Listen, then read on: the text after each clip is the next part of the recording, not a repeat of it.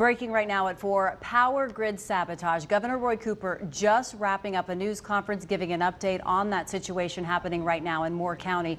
The FBI, Homeland Security, and the White House all now monitoring the intentional attack on 2 power substations impacting tens of thousands of customers. And right now at 4, we know about 32,000 customers are still without power after that targeted attack on 2 substations on Saturday night. Duke Energy crews say they've been working around the clock, working to restore power. But again, it could be Wednesday or Thursday before everyone has the power back on in Moore County. We're glad you're joining us live from downtown Raleigh for Eyewitness News at 4. I'm Steve Daniels. Joel has the day off. I'm Amber Rapinta. Moore County authorities telling us the person or the people who opened fire on those substations Saturday night knew exactly what they were doing.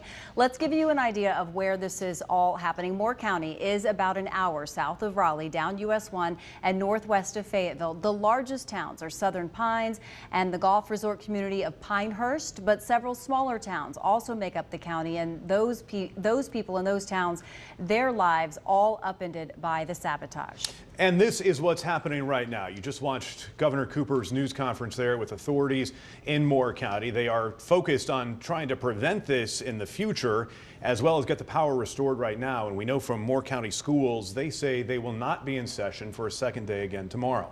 Of course, Homeland Security, the White House as well, all closely watching this investigation, which the FBI has also joined. A state of emergency remains in effect countywide. In Moore County, a curfew going into effect again tonight at 9 o'clock. That will go until 5 o'clock in the morning. The Moore County school system, as Steve said, announcing that schools will be closed for a second day Tuesday. And let's start our live team coverage now from Moore County. Elena Athens gathering the most updated information on the investigation. And Monique John is in Carthage with the impact this targeted attack is having on families. Also, ITEM reporter Samantha Coomer are digging deeper into substation security and vulnerability. A lot of layers here. We begin with Elena Athens, who's at the Sheriff's Department in Carthage. Elena, that news conference just wrapping up. What have you learned today along with that about the latest on this investigation?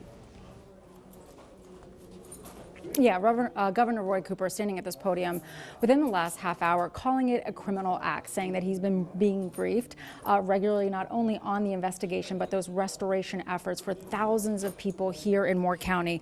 Cooper saying the priorities right now are keeping adult care centers, hospitals, as well as emergency management centers up and running for people to utilize these spaces during this time. He also says while determined to keep people safe, sabotage will not be tolerated. So we know that the FBI, as well as other federal investigation agencies, are joining in on these efforts, and this investigation itself is reaching the highest office in the land. Is staying aware of this. Everybody at the White House is, and we're going to continue to watch this investigation as it unfolds. We're supporting local law enforcement. So the targeted attack this past Saturday at Duke Energy Progress substations has caused millions of dollars worth of damage and has left tens of thousands of residents without power or heat. 2 locations were shot up. Duke Energy saying a short time ago that some of the equipment was damaged beyond repair. So it could be Wednesday or Thursday before all is said and done. Investigators aren't sure of a motive, but are looking into a possible connection to an area drag show. That event was co-produced by Sandhills Pride. The executive director tells me she doesn't want to speculate and does look forward to those updates coming in from law enforcement officials about their investigation, but says the nonprofit did receive a number of threats before the event. But the vitriolic rhetoric that appeared on our social media, the words that were used, and I'm going to let you know, they included things like castration, like lynching, like killing. You know, we know how to take care of you people. That's the first time I've encountered that in my year that I've been with Sandhills Pride. The incident shocking for so many people, especially those who live right by those substations, just yards away. What they are sharing about the incident, we'll have that for you ahead at 5 o'clock. For now, we're live in Moore County. Elena Athens, ABC 11 Eyewitness News. Yeah, there was a lot of calls for local leaders to cancel that drag show, but right now there is no tie yet to this. However, it is something that was heavily protested that evening. It was. It's a theory, one theory only that law enforcement is investigating right now. Elena, thank you. It has now been nearly 48 hours since this all began. Duke Energy first reporting between 7 and 8 o'clock on Saturday evening. Those two Duke Energy substations were hit.